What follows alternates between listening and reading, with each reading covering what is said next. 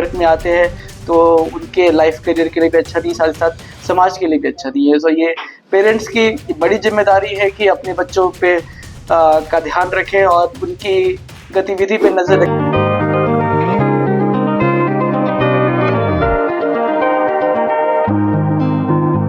नमस्कार, मैं हूं ज्योत्सना प्रियदर्शनी। आप देख रहे हैं फौज न्यूज। पुनपुन थाना क्षेत्र में कुछ असामाजिक तत्वों के द्वारा फेसबुक पर अवैध हथियार का प्रदर्शन और बाजार में घूमकर दहशत फैलाने की सूचना पुलिस को मिली। सूचना पर त्वरित कार्रवाई करते हुए पुलिस ने एक व्यक्ति को हिरासत में लिया है। वो किसी भी प्रकार से अवैध अग्नेयास्त्रों के संपर्क में न आए और साथ ही साथ किसी और के भड़कावे में आके सोशल मीडिया पे उसके साथ फोटो वगैरह भी पोस्ट ना करें, क्योंकि ऐसा करना बिल्कुल ही गैर कानूनी है और ऐसा कोई भी मामला प्रकाश पे आता है तो उनके विरुद्ध कानूनी कार्रवाई निश्चित रूप से की जाएगी। ये ऐसी उम्र होती है जब बच्चों का ये बहकना काफ़ी आसान होता है। इसी अंतर्गत इसी से संबंधित एक मामला है कि पुनपुन से वहाँ पे कुछ टाइम पहले सोशल मीडिया पे एक युवक का फोटो वीडियो वायरल हुआ हथियार के साथ। उस युवक का नाम कुंदन कुमार था, उसकी उम्र 21 वर्ष थी। तो उसकी पहचान की गई। उसके पहचान कर उसे विधिवत गिरफ्तार किया गया। गिरफ्तार करने के साथ साथ आग्नेयास्त्र के बारे में भी पूछताछ की गई तो उसके निशानदेही पे ये 3 हथियार बरामद हुए, 2 कट्टा और 1 पिस्तौल, और 3 अन्य व्यक्तियों को भी हिरासत में लिया गया। उसमें से एक आपका पप्पू कुमार 20 वर्ष के हैं। साथ ही साथ 2 विधि विरुद्ध बालक को भी निरुद्ध किया गया। सिंस वो जुवेनाइल है तो उनका नाम पता हम आपको डिस्क्लोज नहीं कर रहे हैं। ये सारी छापेमारी मनोरा, श्रीपालपुर, लोधीपुर और पैमार घाट से हुई है।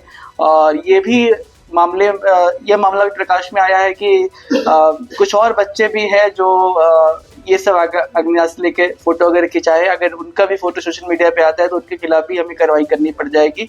और इस उम्र में अगर ये बच्चे अग्नेयास्त्र संपर्क में आते हैं तो उनके लाइफ करियर के लिए भी अच्छा नहीं, साथ ही साथ समाज के लिए भी अच्छा नहीं है। तो ये पेरेंट्स की बड़ी जिम्मेदारी है कि अपने बच्चों पे का ध्यान रखें और उनकी गतिविधि पे नजर रखें ताकि वो इस उम्र में किसी भी प्रकार से गैर कानूनी व्यक्तियों के संपर्क में नहीं आए अथवा कोई भी गैर कानूनी काम ना करे। ये गैर शौक से देखिए, अभी तक इन चारों में से किसी का आपराधिक इतिहास तो हमें पता चला नहीं है।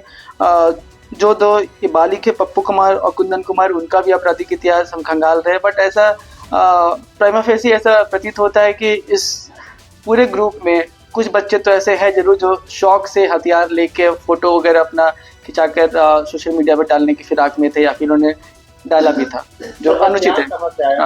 जी, हथियार के स्रोत के बारे में भी हमें कुछ पता चला है। FIR में कुछ और व्यक्तियों को भी नामजद किया गया है जो हथियार के स्रोत हो सकते हैं। और अभी ऐसा ये पता चल रहा है कि वो स्टेट के बाहर है तो उनके विरुद्ध भी हम कार्रवाई करेंगे। उनके विरुद्ध भी हम और आसूचना संकलन कर रहे हैं और उनकी भी गिरफ्तारी की जाएगी। सर, इन लोगों ने बताया कि हथियार जी, हथियार के स्रोत के रूप में एक व्यक्ति का नाम आया है जिसने इन्हें हथियार दिया था, तो उनके विरुद्ध भी हम कार्रवाई कर रहे हैं। पता था कि ये लोग वीडियो बनाएंगे या फिर किसी आपराधिक ये इस मामले में स्थिति स्पष्ट नहीं है, क्योंकि जैसे जो 4 व्यक्ति गिरफ्तार हुए उसमें से 2 व्यक्तियों की उम्र तो 20 और 21 साल है, तो वो निश्चित रूप से कोई आपराधिक कांड कर सकते थे। बाकी 2 जो जुवेनाइल हैं वो 8th और 9th क्लास के बताए जा रहे हैं। तो वो अभी तक शायद उनकी मंशा ना हो, लेकिन हथियार साथ में और ऐसी संगति हो तो पॉसिबल था कि कोई लूट या कोई और बड़ी घटना वो भी कर सकते थे और उनका लाइफ करियर भी खराब हो सकता था। क्या लगता है बच्चों को ये लोग गैंग के रूप में शामिल करना चाहते थे जिस तरीके से हथियार का लोग?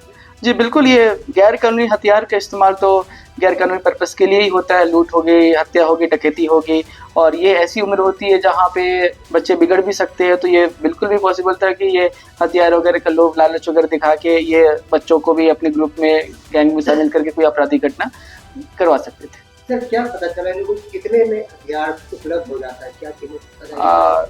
जी, अभी देखिए, हथियार का जो कीमत है वो अलग अलग मामलों में जो हमने पता किया है, जो एक इकट्ठा होते हैं अमूमन 4 से 7 हज़ार रुपये में जो भी जो गिरोह वाले होते हैं वो बेचते हैं, और जो पिस्टल होता है 25 से 28 हज़ार के आसपास। परंतु इस मामले में ऐसा कोई ट्रांजैक्शन हुआ था नहीं हुआ था ये अभी तक स्पष्ट नहीं है, और हथियार के जो भी सप्लायर है उस पर हम लगातार ही कार्रवाई कर रहे हैं, और एक सप्लायर के पीछे पड़े हैं, उनके खिलाफ आसूचना संकलन भी किया जा रहा है और लगातार कार्रवाई की जा रही है। जैसा कि आप देख सकते हैं रोज ही अवैध आग्नेयास्त्र की पटना पुलिस के द्वारा रिकवरी हो रही है। ये लोग सर किराए पे हथियार लिए थे या फिर जी, इसमें से कुछ लोगों ने तो हथियार परचेज किया था, और हथियार फोटो वगैरह खिंचाने के लिए एक हाथ से दूसरे हाथ भी ट्रांसफर हुआ है। इस मामले में ये भी निकल के आया है। कुछ और बच्चों के भी नाम आए हैं कि उन्होंने भी हथियार लेके फोटो वगैरह खिंचाया, बट उनकी फोटो अभी तक सोशल मीडिया पे आई नहीं और हथियार उनके पास रिकवर नहीं हुई है। तो मामले की संगीनता को देखते हुए अभी हमने उन बच्चों पे कार्रवाई नहीं की है।